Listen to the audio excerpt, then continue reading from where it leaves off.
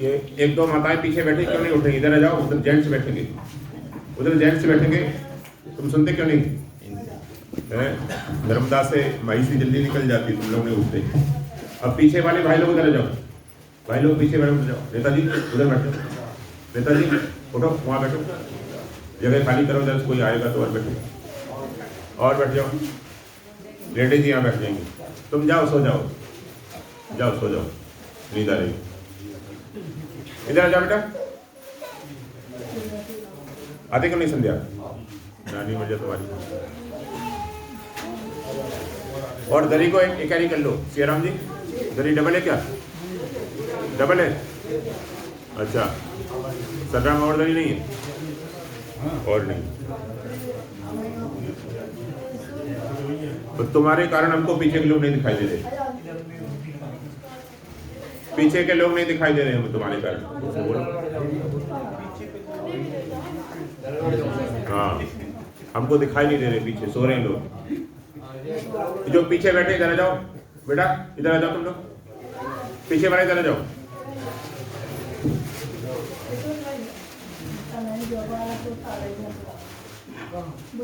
अब तुम्हारे बच्चों का लोग बहुत ज्यादा, परिक्रमा में बच्चों का मोह नहीं छूट रहा है? तो दोबारा चालू करते हैं। हाँ, उनको अमूल नहीं है, उनके लिए तो सहज है, रोज का काम इनके साथ। थोड़ी देर बाहर घुमा लाओ बच्चे को, थोड़ी देर बाहर घुमा लाओ, आइसक्रीम खिला लाओ। तो 1 घंटे का आप लोग साथ देंगे तो हमें आनंद आएगा कि संदूक वाले बहुत अच्छे लोग हैं। ये मोबाइल ही कहते हैं ना, सेल बड़ा में भी, इसमें भी संदूक में भी। तो मोबाइल को साइलेंस कर लीजिए, कर लो सभी। इनको जाओ, सुने दो इनको, क्यों परेशान हो रहे हैं चंद्रलाल जी? घर ले जाओ, सो जाओ। 1 घंटे के लिए साइलेंस कर लीजिए आप लोग भी। ये हमारे साथ वाले नहीं करते जल्दी, ये माताएं तो बिल्कुल नहीं करती। कर लो बेटा, कर लो। दाई वाली तुम भी कर लो, समझन करो।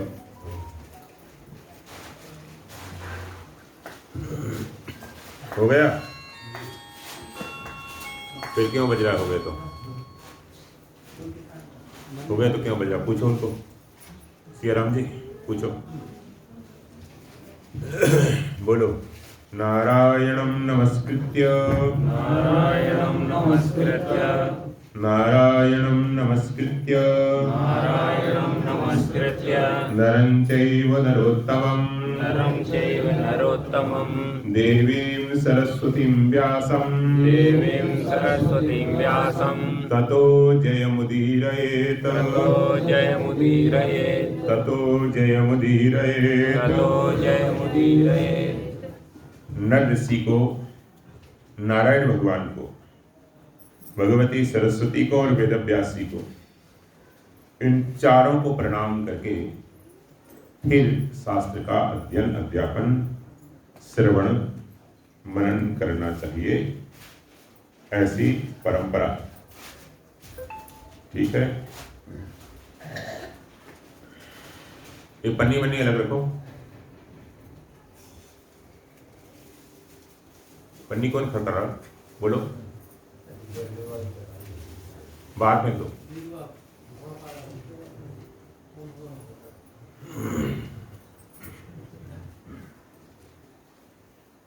तो भगवान की कृपा से जो नर्मदा परिक्रमा चल रही है, उस नर्मदा प्रदक्षिणा के साथ में सत्संग भी चल रहा है। यह एक अद्भुत संयोग है। और सत्संग भी श्री महाभारत के माध्यम से महान ज्ञान का भंडार है। आज मैं स्वाध्याय कर रहा था थोड़ा सुबह महाभारत का, रात में 3 साढ़े 3 बजे, तो मैंने देखा नर्मदा जी की भी बड़ी महिमा है। महाभारत में नर्मदा जी की भी बहुत महिमा है।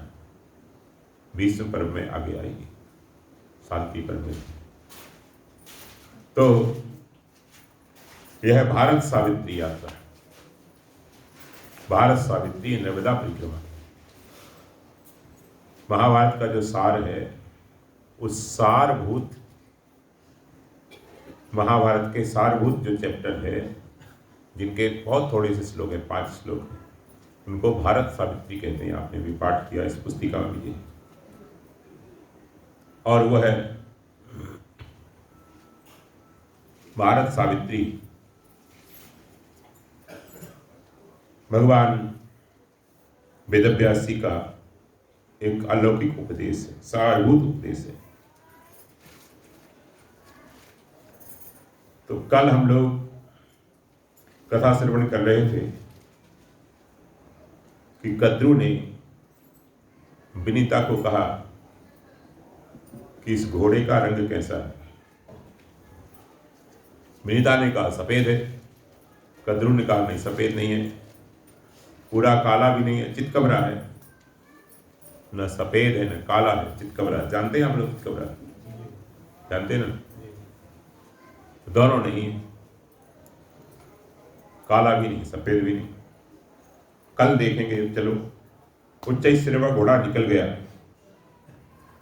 जब उच्चैश्रवा घोड़ा निकल गया तो रात्रि में इन्होंने सर्पों को कहा कि तुम लिपट जाओ उससे और काला कर दो। इधर पूछा महाराज, ये उच्चैश्रवा घोड़ा कौन है? इतना सुंदर घोड़ा है, ये कहां से आया, कौन लाया? संदूक का तो है नहीं, संदूक में बन भी नहीं सकता, संदूक छोटी होती है। ये घोड़ा बहुत बड़ा होता है। ये कहां से आया, कैसे आया, कहां से, कौन, इसकी उत्पत्ति कैसे हुई? तब कहा कि इसकी उत्पत्ति समुद्र मंथन से हुई। ये लक्ष्मी जी का भाई है, तो मामा जी हो गया आप लोगों का, गृहस्थ लोगों का मामा जी हो गया। लक्ष्मी जी का बड़ा भाई है। पहले उच्चैश्रवा घोड़ा निकला, पहले तो पूछा समुद्र मंथन क्यों हुआ? तो समुद्र मंथन की सारी कथा फिर सूत जी महाराज ने श्रवण कराई है कि जब दैत्यों ने देवताओं को पराजित कर दिया तो भगवान के पास गए। भगवान ने कहा देखो तुम बार बार प्रॉब्लम लेकर हमारे पास आते हो, अब तुम्हें कुछ हम परमानेंट सॉल्यूशन बताते हैं। स्थायी समाधान समस्या का यह है कि तुम लोग समुद्र मंथन करो, समुद्र के गर्त में, समुद्र के गर्भ में अमृत है और उस अमृत को तुम पान करो। अमृत पान कर लोगे तो फिर नहीं मरोगे, नहीं तो जब गंगा होता है तो बहुत से देवता मारे जाते हैं, मर जाते हैं। लेकिन प्रोजेक्ट बड़ा है, अकेले का बस का नहीं, तो पार्टनरशिप में काम करना पड़ेगा, बहुत बड़ा काम है। तो पार्टनर किसको बनाओ? बोले दैत्यों को। दैत्यों को पार्टनर कैसे बनाएंगे? वो तो हमारे बैरी हैं, उन्होंने तो हमको चुनाव हराया, ये उन्होंने ही हराया हमको चुनाव, इतने करोड़ खर्च कर दिए फिर भी उन्होंने चुनाव हरा दिया, उन्होंने ही इंद्रासन ले लिया हमारा, इसलिए उनसे हम संधि कैसे करें? बोले देखो, काम बनाने के लिए दुष्टों से भी संधि कर सकते हैं। क्यों भाई, तुम सोते रहते हो फिर खटपट करते हो बाद में। काम बनाने के लिए दुष्टों से भी संधि कर सकते हैं। एक कहानी सुनाई भगवान ने छोटी। एक पिंजरे में चूहा बंद था, घूमते घूमते कहीं से सांप भी आ गया, चूहा डर गया, मामा जी आ गए, ये तो मेरे खा जाएंगे। सांप ने कहा डरो मत, हम लोग एक ही पार्टी के, चुनाव का टाइम है, तो ऐसा करो कि इस थैली को, इस नेट को कतर दो, तो रास्ता हो जाएगा, हम दोनों बाहर निकल जाएंगे।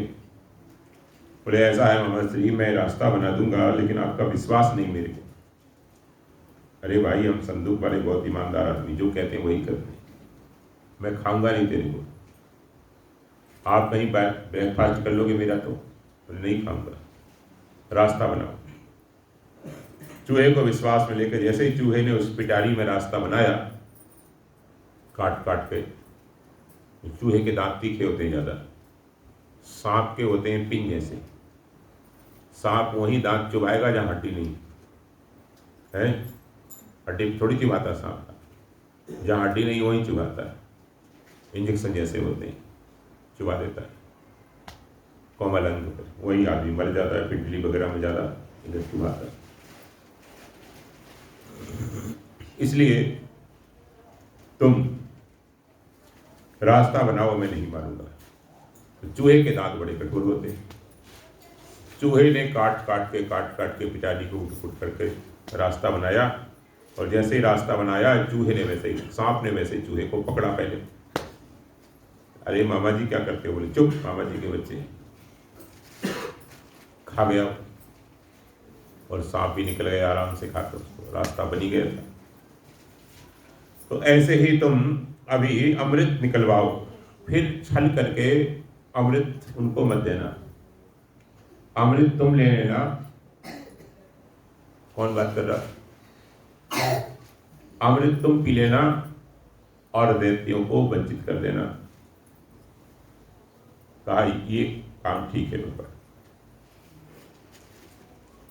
समुद्र मंथन का के लिए उन्होंने संधि कर ली, उनसे संधि कर ली महाराज कि हम लोग एक कई पार्टियों का एक दल बनाते हैं चुनाव जीतने के लिए, ठीक है, समुद्र मंथन करें, आप भी पीना हम भी पिएंगे। अरे आखिर हम भाई भाई हैं, कश्यप की संतान हैं, और हम आपसे बेईमानी नहीं करेंगे, जो मुनाफा होगा दोनों मिलकर बांट कर खाएंगे। एक बार चालू तो हो जाए फैक्ट्री, फिर देखो, फिर तो पूरे नरसिंहपुर जिले में हमसे बड़ा कोई नहीं, हम ही सब खुश रहे, करो तुमसे। दैत्यों ने उनकी बात मान ली। समुद्र मंथन कराने के लिए सबसे मंथन करोगे तो सबसे पहले किसकी जरूरत होती है? रई की जरूरत होती है, मथानी की जरूरत होती है। तो मथानी किसको बनाए? बोले मंदराचल पर्वत को लाओ। और मंदराचल पर्वत को उठाते हैं, बहुत से दब के मर गए दैत्य और देवता, आता नहीं। भगवान आए और भगवान ने मंदराचल को उखाड़ा एक हाथ से ही, और गरुड़ पर रखकर आराम से ले आए। दंग रह गए सब, अरे ये तो इसको ऐसे उठा लाए जैसे छटाक भर का हो, और उठाकर समुद्र में कहा कि अब रही चाहिए, मथानी आ गई, रस्सी चाहिए, रही चाहिए, किसकी बनाए? बोले बासुकी नाग को बुलाओ। बासुकी नाग की रस्सी मंगाई। दैत्यों से कहा कि तुम पूंछ की तरफ लग जाओ। बोले अरे हम पूंछ की तरफ लगेंगे, हम बड़े उच्च कुल के हैं, पटेल लोग हैं, पूंछ की तरफ नहीं लगेंगे, हम सिर की तरफ लगेंगे। चलो सिर को तुम पकड़ो और पूंछ को ये पकड़ेंगे। तो सिर की तरफ आए, बात मत करो, तुम इधर देखो, पीछे क्यों देख रहे हो? रघुवंश जी इधर देखो, डिस्टर्ब नहीं करना।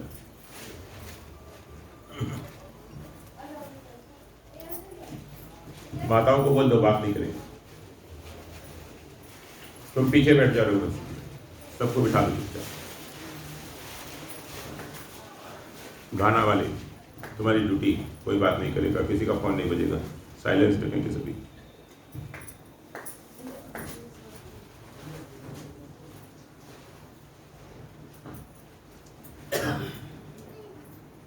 जल्दी क्यों आते हो? आराम से आए करो, बिठा लो उनको, बिठा लो। हैं देखो, यही जगह नहीं देती, अपने घर में क्या दे देगी तू? हमारे घर जाएंगे चाय नहीं पिलाएगी।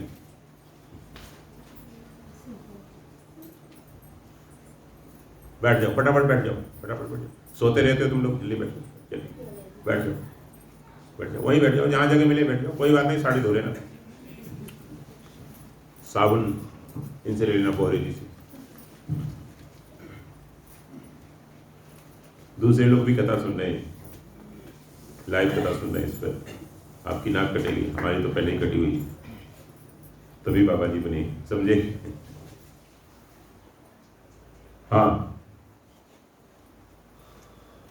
तो बासुकी नाग के फुफकार से ही बहुत से राक्षस मर गए।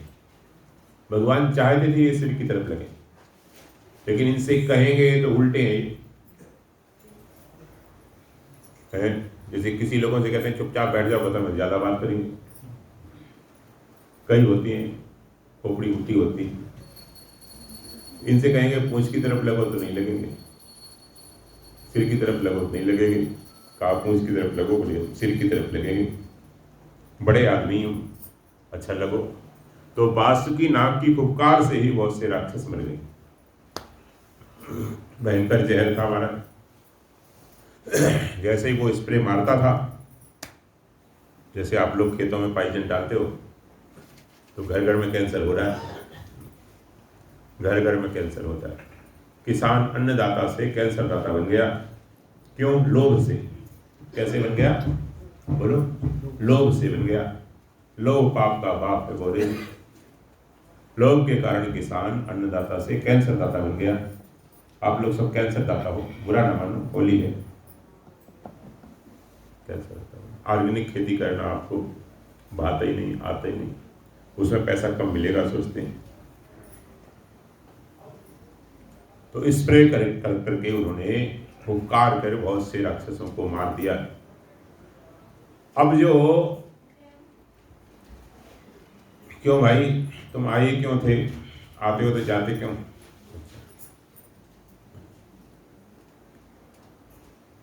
अब जो मंदराचल पर्वत था, वो मंदराचल पर्वत तो महाराज घुसता जाता जमीन में, उसको कोई आधार चाहिए, क्योंकि समुद्र तो अथाह था।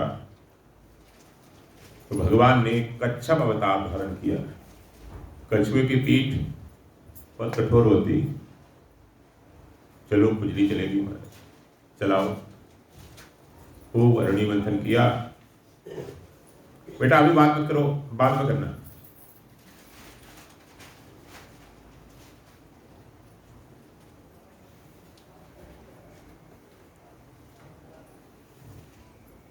उसका मंथन जब होने लगा तो सबसे पहले जहर निकला, विष निकला। कोई भी अच्छा काम करो, श्रेष्ठ काम करो, सबसे पहले ये संसार के लोग आपको जहर देंगे। क्या समझे? घर के लोग जहर देंगे। क्या जहर देंगे? क्या जहर देंगे? निंदा करना शुरू कर देंगे, टांग खींचना शुरू कर देंगे, झूठे केस में फंसाना शुरू कर देंगे, विरोध करना शुरू कर देंगे। कोई काम तो होता नहीं इनको। तो संसार के लोग पहले जहर खिलाएंगे, विरोध करके, निंदा करके, किसी केस में फंसा कर, किसी तरह से इनकी परिक्रमा हो ना पूरी, किसी तरह से इनका काम ना हो, चुनाव जीते हैं। तो आप भक्ति मार्ग में बढ़ोगे तो पहले जहर निकलेगा, और उस जहर को पचाकर आप नीलकंठ बनकर अगर शांत रह गए तो फिर परमात्मा रूपी अमृत वही परिणाम होगा। परमात्मा रूपी अमृत मिलेगा, कल्याण रूपी अमृत मिलेगा, लेकिन पहले तो जहर ही मिलेगा संसार से। ये दिखाया, शिक्षा दी है कि जहर से घबरा नहीं। तो जहर को लेकर भोले बाबा के पास गए सब, क्योंकि और तो कोई नहीं यहाँ पर जो पीने वाला हो। नरसिंहपुर जिले में तो कोई है नहीं, होशंगाबाद जिले में भी नहीं, रायसेन जिले वाले तो पहले ही।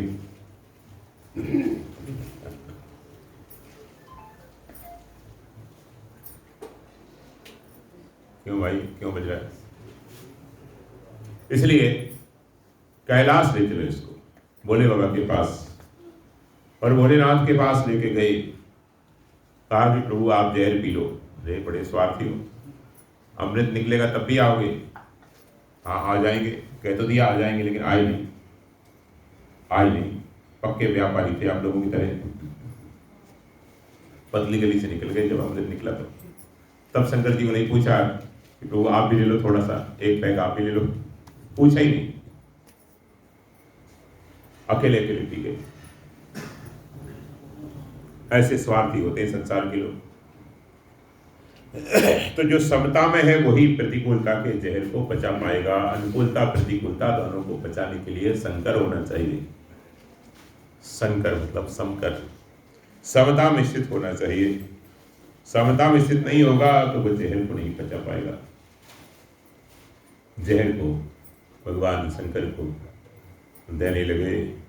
भगवान शंकर ने भगवती पार्वती से पूछा, अपने बामांग में बैठी थी भगवती पार्वती जगदम्बा, उनसे पूछा कि मैं जहर पी लूं? तो कौन पत्नी कह देगी पति से जहर पी ले? आप लोग कह देंगे क्या है?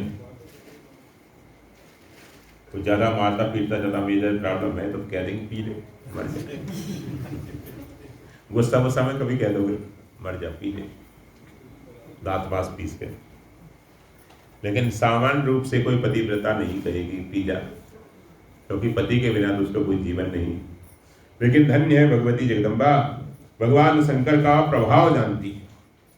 बोले नाथ आपका तो कुछ बिगड़ने वाला नहीं है, लेकिन इस संसार की रक्षा हो जाएगी, संदूक वालों की रक्षा हो जाएगी, आप पी लीजिए। तब भगवान शंकर ने उसको हाथ में, देखो पात्र में ही सब जल रहे थे, लेकिन भगवान शंकर ने हाथ में लेकर ऐसे ही पी लिया। तथा करतली कृत्यम व्यापिहालाहलं विषम अवक्षयन् महादेवः कृपया भूत भावनः। भगवान शंकर ने उसको हाथ में तच्चकार गले नीलम यच्च साधुर विभूषणम। उसको पीने से उनका गला नीला पड़ गया, क्योंकि गले में रख लिया, पी के गले में रख लिया उन्होंने, कंठ में निगला भी नहीं, थूका भी नहीं। तो भगवान शंकर का एक नया नाम पड़ गया। क्या नाम पड़ा? बोलिए नीलकंठ भगवान की। नीलकंठ नाम पड़ गया, नीलाकंठ। गौर वर्ण था, कंठ नीला हो गया। यज्ञ साधुर विभूषणन, उस महात्मा का आभूषण बन गया। प्यासी आभूषण बन गया, गले का आभूषण बन गया। जहर को भी आभूषण बना ले, उसी को शंकर कहते हैं, उसी को साधक कहते हैं, उसी को भक्त कहते हैं। रा कहा और पीकर मुंह बंद करके माँ कहा। रा इधर और माँ इधर, रा और माँ, दो अक्षरों के बीच में सारा जहर पच जाता है। राम राम राम राम राम, आप जपते रहो राम राम राम राम, तो सारा जहर पच जाएगा। बोलो ही मत, राम राम राम राम बोलते रहो, राम राम बोलते रहो। एक बाबा जी मिले थे, उस मौन रहते थे, बस राम जी श्री राम जी इतने ही बोले थे। श्री राम श्री राम राम राम जी राम, भोजन करो राम जी जल पियो राम जी कह कर वो बोलते थे। तो राम नाम में सारा जहर बचा। दूसरी बात बोलो नहीं, आप बोलोगे तो जहर ज्यादा बढ़ेगा, आप रिएक्ट करोगे तो ज्यादा जहर बढ़ेगा। रिएक्ट मत करो, उनसे आप बहस मत करो, बस शांत हो जाएंगे। जहर जब पी लिया भोलेनाथ ने, तो उसके बाद फिर दोबारा समुद्र मंथन हुआ। अच्छा, भगवान शंकर ने उसको कंठ में क्यों रखा? निगला क्यों नहीं और थूका भी नहीं? क्यों नहीं? इसलिए ये शिक्षा दी है संदूक वालों को, आप लोगों को भी दी है। शिक्षा दी है कि संसार का जहर पीना पड़े तो उसको हृदय में मत रखो और थूको भी मत। हृदय में मत रखो मतलब पैर बनाकर मत रखो, नेगेटिव अप्रोच बनाकर मत रखो कि ऐसा था, इसने मेरे साथ ऐसा किया था, इसने ऐसा किया, उसको माफ कर दो, छोड़ दो। और थूको भी मत मतलब निंदा भी मत करो। थूकना भी नहीं मतलब निंदा भी नहीं करना। निंदा करना क्या? थूकना जहर को, जीभ से तो निंदा करते ना, तो जहर को आप थूक रहे, सब जगह फैला रहे। हमारे यहाँ हिमालय में रहते हैं हम, तो सेव खूब होते हैं हमारे। तो सेव की जो ट्रेडिंग करने के लिए आते हैं वो सब मुस्लिम आते हैं यूपी के। वो क्या करते हैं, बहुत बड़े टब में सेव रखते हैं, उसमें मोम का पानी केमिकल डाल के रखते हैं, इसलिए बिना छिलका निकाले सेव कभी नहीं खाना चाहिए, उसमें जहर होता है ऊपर। उस टब में वो मोम का पानी होता है और उसमें थूक भी देते हैं लोग। हमने कहा आप थूकते क्यों है? बोले हम कलमा पढ़ के थूकते हैं, इसको पवित्र करते हैं। पहले हमने सोचा कि ये प्रोपगंडा होगा, प्रचार होगा, लेकिन हमने आंख से देखा, थूक देते। तो जितने भी फल या सब्जी आती हैं वो थूकी हुई आती है, थूक कर वो देते हैं, उनके हाथ में सारा व्यापार फलों का। आप तो करते ही नहीं, आपके बच्चे को तो बस महाराज बड़ा बड़ा बिजनेस चाहिए, वेयर हाउस बनवा के दे दो, पेट्रोल टैंक दे दो, उसको नेता बना दो, उसको नेता बना दो पापी को। और तो कोई काम का नहीं, जो कोई काम का नहीं वो नेता बन जाता है, गाँव को छुटवाइया नेता बन जाता है। बुरा न मानो क्योंकि होली है, कोई काम का नहीं ना हो, बस कोई काम का नहीं, इतना भी काम का नहीं कि वो किसी परिक्रमा वासी को भोजन करा दे एक दिन, वही झंडा उठा के चलते हैं, जिंदाबाद जिंदाबाद जिंदाबाद, वही बन जाते हैं। जीत गए हमारे बड़े नेताजी तो चुनाव, तो फिर मलाई खाएंगे, इस आशा से वो जिंदाबाद जिंदाबाद करते रहते हैं। नशा करना सीख जाते हैं, अभिमान बढ़ता जाता है, बढ़ता जाता है, ये सब चलता है संसार। तो थूकना भी नहीं, मतलब निंदा भी नहीं करना, और हृदय में भी नेगेटिव अप्रोच बनाकर नहीं रखना, बैर बनाकर नहीं रखना, दोनों नहीं। फिर क्या करो, इग्नोर कर दो। क्या करो, बोलो, इग्नोर करो, इसको हो गया, बात हो गई, झगड़ा हो गया, हो गई, मारपीट हो गई, दो हमने मारे दो उसने मारे, कोई बात, अब उसको वहीं दबा दो। अब घूमोगे बार बार FIR, फिर हाई कोर्ट जाओगे, तो क्या करें, धंधा पानी वैसे ही बंद हो जाएगा तुम्हारा। बड़ी मुश्किल से मैंने करवा के दिया है। वकीलों की चक्कर लगाओगे, ये सब ठीक नहीं, खासकर साधकों के लिए ठीक नहीं है, इसलिए इसको इग्नोर कर दो, तटस्थ हो जाओ, उदासीन रहो। उदासीन नित रही गोसाई, खल परिहरई स्वान की नहीं। स्वान, उदासीन हो जाओ, उससे इग्नोर कर दो उसको। ये शिक्षा शंकर जी ने दी, जहर रखा कंठ में, समझे। उसके बाद फिर समुद्र मंथन हुआ, तो फिर अनेक रत्न निकले, उच्चैश्रवा घोड़ा निकला, उसको स्वर्ग में भेज दिया। ऐरावत हाथी निकला, उसको दे दिया स्वर्ग में, इंद्र को दे दिया। अप्सराएं निकली तो उनको वहीं भेज दिया, जाओ तुम्हारा क्लब डांस करने के लिए वही है स्वर्ग में, यहाँ धरती के लोगों को मत बिगाड़ो, तो यहाँ पर इलू इलू नहीं करना, वहीं जाके करो। उनको वहाँ भेज दिया, यहाँ ज़्यादा मेकअप वेकअप की जरूरत नहीं, यहाँ तो सामान्य रहो, इसलिए उनको अप्सराओं को वहाँ भेज दिया, स्वर्ग में भेज दिया। जाओ, ज़्यादा नंगी रहना है तो जाओ, अमेरिका जाओ, जर्मन जाओ, भारत में रहो तो ठीक से रहो, साड़ी वाड़ी पहन के रहो, फटी जीन्स पहनना है, निकर पहनना है, जाओ बाहर है। आप लोगों का मन नहीं होता कभी जीन्स वीन्स पहनने का, खास करके बहू बहुओं का नहीं होता?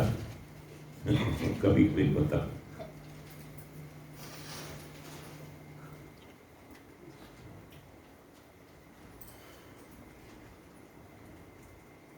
गौ माता निकली समुद्र से, कामधेनु उसका नाम था। बोले कामधेनु क्यों नाम दिया इसका? बोले इसकी सेवा से मनुष्य की समस्त कामनाएं पूर्ण हो जाएंगी, जो कामना करेगा वही पूरी हो जाएगी। इसकी सेवा करने से जो कामना करोगे वही पूरी हो जाएगी। और आप लोग उसको घर से बाहर निकल देते हो, पापी तो ऐसा हो गया, आदमी कुत्ते को ले आता है, गौ माता को निकाल देता है। और तार लगा दिए, और तार भी बिल्कुल रोड पर आ गए। 2 गाड़ी आती है तो पैदल चलने वाला पिस जाए। इतने तो लोभी हो गए आप लोग, फिर कहते हैं महाराज आशीर्वाद दो। इतना तो पापी हो गए आदमी आज। फिर कहता महाराज शांति नहीं, शांति मिलेगी तेरे को ऊपर यमराज के नजर, वहां मिलेगी। श्रीमती शांति दे दी, यहां नहीं मिलेगी। यहां ना शांति बोहरे मिलेगी, ना शांति रघुवंशी मिलेगी। तेरे को शांति देवी मिलेगी जाकर ऊपर। दूसरों का हक दबा लिया, गायों का हक दबा दिया, सरकारी जमीन को दबा लिया। फिर क्या बड़े धार्मिक बन जाते हैं महाराज। कहते हैं महाराज ये तो बड़े धर्मात्मा, ये नेताजी तो बहुत पुण्य करते हैं, धर्म करते हैं, रोज 2 घंटे पाठ करते हैं। इनके घर का मंदिर देखो महाराज, हाथी के दांत अलग होते हैं, खाने के अलग, दिखाने के अलग, बड़ा सारा मंदिर। कई नेता हमको अपने घर में ले जाते हैं, बोले महाराज हमारा मंदिर देखो, मंदिर देखो। और हृदय को नरक बना लिया है, उसको मंदिर बना लिया। कमरे को सजा है, बड़ी बड़ी फोटो लगी, चांद मियाँ की भी फोटो लगा ली बीच में, चांद मियाँ की फोटो लगा ली। स्वरूपानंद जी महाराज मना करते करते चले गए बेचारे। जगत गुरु जी मना करते करते चले गए, उनके शिष्यों ने लगाई। अरे गुरु की बात तो मानो कम से कम। उनके शिष्यों ने चांद मियाँ की फोटो लगा दी उनकी तरफ। अरे हिंदुओं में संत कम है क्या? गुरु की बात भी नहीं मानी। स्वरूपानंद जी महाराज ने कितनी बात कही, उनकी बात भी नहीं मानी। एक तो गुरु थे और एक शंकराचार्य, कई नेता लोग, घरों में उसकी फोटो भी लगाई है बीच में। तो कामधेनु उसको कहते हैं जो साक्षात जगदम्बा का स्वरूप है। आपने एक मूर्ति बना दी रंग करके मिट्टी की, और उसकी पूजा करते, उसका जुलूस निकालते, उसमें तो लाखों रुपए खर्च करते हैं। ये गलत परंपरा है। स्थायी एक मूर्ति रखो। अभी नर्मदा परिक्रमा में हमने आते हुए देखा कि एक गड्ढा किया है, उस गड्ढे में सारी मूर्तियां, नर्मदा किनारे उस गड्ढे में सारी मूर्तियां डाली हुई है महाराज। क्या आप माने उनका, एक के ऊपर एक, एक के ऊपर एक, एक के ऊपर। जैसे कोरोना में वो सामूहिक कब्रें खोदी गई, एक एक कब्र। इस तरह से भगवती जगदम्बा का अपमान हो रहा है। एक मूर्ति रखो गांव में, स्थायी एक मंदिर बनाओ भगवती का। आप खेरापति उसी में स्थापना करो, 10-20 लाख लगा के सब लोग हर साल जो चंदा करते हैं उसकी अपेक्षा उनकी पूजा करो। नवरात्र में विशेष करो, रोज करो। जरूरत ना पड़े केमिकल वाली मूर्ति लाने की, हर साल बनाने की। तो जगदम्बा का स्वरूप है साक्षात गौ माता, उसको तो निकाल दी। अब ये पाखंड शुरू कर दिया महाराज, देखा देखी बंगालियों की। बंगाल से चला ये दुर्गा उत्सव, और एक गणेश उत्सव चला है महाराष्ट्र से। तिलक जी ने शुरू किया था आजादी के आंदोलन के समय, लोगों को एकत्रित करने के लिए। अंग्रेज लोग एकत्रित नहीं करते, उपासना की छूट थी, पूजा की, कि हर धर्म के लोग अपनी उपासना कर सकते हैं। अंग्रेजों के जमाने में भी छूट थी। तो उपासना के नाम से गणेश उत्सव किया उन्होंने बहुत बड़ा। और उस गणेश उत्सव में यह बात रखी कि यहाँ सब मीटिंग करेंगे, कैसे अंग्रेजों से हम जीत सकते हैं, कैसे लड़ सकते हैं। हजारों लोग इकट्ठे हुए, गांव गांव होने लगा, वो हुआ। तो अब वो जरूरत नहीं है, इसलिए अब तो मूर्ति बनाना चाहिए स्थायी। गणेश जी का मंदिर रखो, तो दुर्गा जी का मंदिर रखो। आपको मूर्ति लाने की, चंदा करने की, कई तो पापी गाड़ियां रोक रोक कर लाओ चंदा, लाओ चंदा, लाओ। चारों वर्ण भिखारी बन गए, चारों वर्ण के भिखारी। पटेल भी मांग रहा है, राजपूत भी मांग रहा है, गुजर भी मांग रहा है, सब मांग रहे हैं, सब मांग रहे हैं। अधिकार नहीं है, छत्री को मांगने का अधिकार नहीं, दातौन भी मांगने का अधिकार नहीं। क्या समझे रमेश? हाँ, गृहस्थ को मांगने का अधिकार नहीं। खुद दो, खुद तोड़ो। भारतीय ने यही तो कहा है, मांगो भीख त्यागी निज धर्म। मैं अपने धर्म को त्याग करके भीख मांग रहा हूं। क्षत्रिय का धर्म नहीं है मांगना, चंदा कर रहे हैं साहब। इसके नाम से चंदा हो रहा है, उसके नाम से चंदा हो रहा है, बीच में उसका क्या मिसयूज हो रहा है उस। तो भगवती जगदम्बा साक्षात देवी का स्वरूप है, भगवान का स्वरूप है, कामधेनु, प्रत्यक्ष कामनाएं पूरी करती।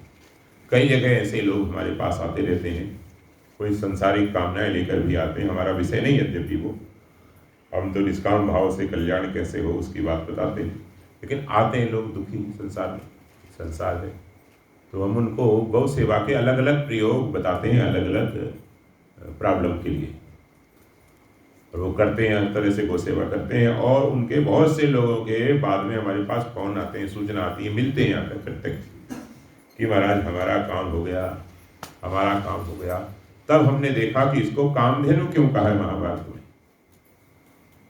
गौ की बड़ी महिमा आएगी भीष्म पर्व में, इसमें शांति पर्व में। तो उस कामधेनु को भगवान ने मनुष्यों को दिया, देवताओं को नहीं दिया, दैत्यों को नहीं दिया, मनुष्यों को दिया। मनुष्यों के जो प्रधान उनके गुरु लोग थे, सप्तऋषि लोग, उनको बुलाया, बोले ये तुम ले जाओ और ये तुम्हारी मनुष्यों की सारी कामनाएं पूर्ण करेगी। इसलिए उसका नाम कामधेनु पड़ा। समस्त कामनाओं को वो प्रदान करती है, जो भी मन, धर्म अर्थ काम मोक्ष जो भी कामनाएं हैं वो सब देती है।